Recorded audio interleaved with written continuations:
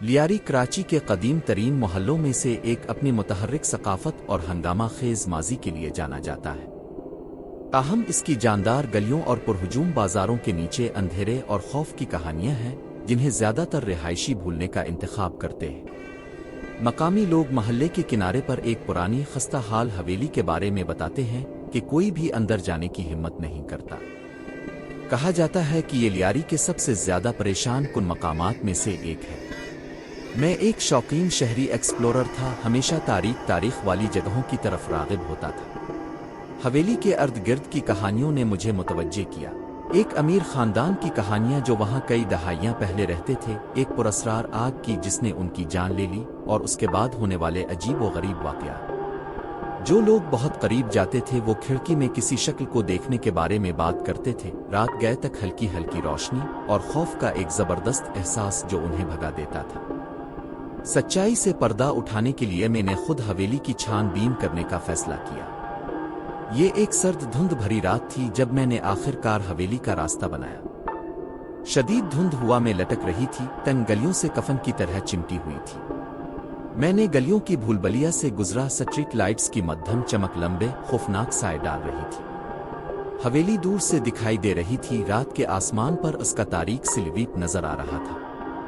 جیسے ہی میں قریب پہنچا میں درجہ حرارت میں کمی محسوس کر سکتا تھا، ایک سردی جو میری ہڈیوں میں داخل ہو گئی۔ گیٹ پرانا اور زنگ آلود تھا، اس کے قلابے پر ڈھیلے سے لٹکا ہوا تھا۔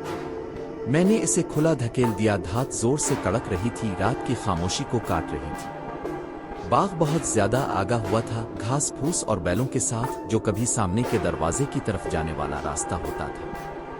گھر ہی بوسیدگی کی تصویر تھا، ٹوٹی ہوئی کھڑکیاں، پھٹی ہوئی دیواریں اور ایک چھت جو گرنے کو تیار دکھائی دیتی تھی۔ میں ایک لمحے کے لیے ہچکچا رہا تھا، بے چینی کی لہر مجھ پر چھا گئی، لیکن میرے تجسس نے مجھے آگے دھکیل دیا۔ اندر ہوا دھول اور مولڈ کی بو سے گھنی تھی۔ فرش کے تختے میرے وزن کے نیچے ٹکرا رہے تھے اور ہر قدم خالی حالوں میں گونج رہا تھا۔ میں نے اپنی ٹارچ کو چاروں طرف چمکایا، جس سے دھندلا ہوا وال پیپر، ٹوٹا ہوا فرنیچر اور چھت سے لٹکے ہوئے جالے ظاہر ہوئے۔ ماحول کا دم گھٹ رہا تھا، جیسے گھر ہی سانس روکے کسی چیز کا انتظار کر رہا ہو۔ میں نے اپنا راستہ عظیم الشان سیڑھیوں تک پہنچایا جو اوپر کی منزلوں تک جاتی تھی۔ جیسے ہی میں اوپر گیا میں نے ایک عجیب سا احساس محسوس کیا، جیسے دیکھا جا رہا ہو۔ میں نے توقف کیا، خاموشی سنتا رہا، لیکن وہاں کچھ نہیں تھا۔ جیسے ہی میں چوٹی پر پہنچا میں نے ایک ہلکی سی سرگوشی سنی، اتنی نرم کہ میں نے سوچا کہ شاید ہوا چل رہی ہے۔ میں نے مڑ کر دیکھا، لیکن میرے پیچھے دالان خالی تھا۔ دبانے کا عزم کرتے ہوئے میں نے تلاش جاری رکھی۔ میں ایک بڑے کمرے میں داخل ہوا جو بظاہر ماسٹر بیڈ روم تھا۔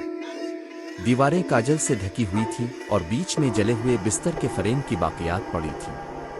مجھے آگ کی کہانی یاد آئی اور مجھے اپنی ریڑھ کی ہڈی کے نیچے کانپتے ہوئے محسوس ہوا۔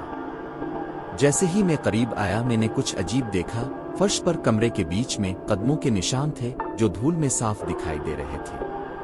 وہ چھوٹے تھے، بچوں کی طرح۔ میرا دل دھڑکنے لگا۔ میں نے گھر میں کسی دوسرے شخص کا کوئی نشان نہیں دیکھا تھا، اور دھول گاڑی تھی، برسوں سے غیر پریشان تھی۔ میں آہستہ آہستہ پیچھے ہٹ گیا، اور جیسا کہ میں نے کیا میں نے اس بار پھر سرگوشی سنی۔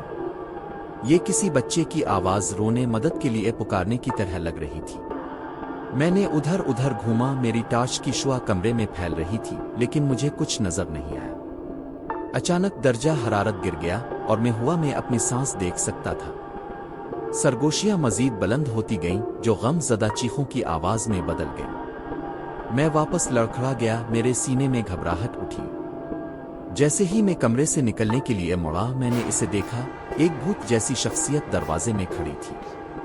وہ ایک چھوٹی سی لڑکی تھی، اس کے بال لمبے اور دھندلے تھے، اس کا لباس پھٹا ہوا اور جل گیا تھا۔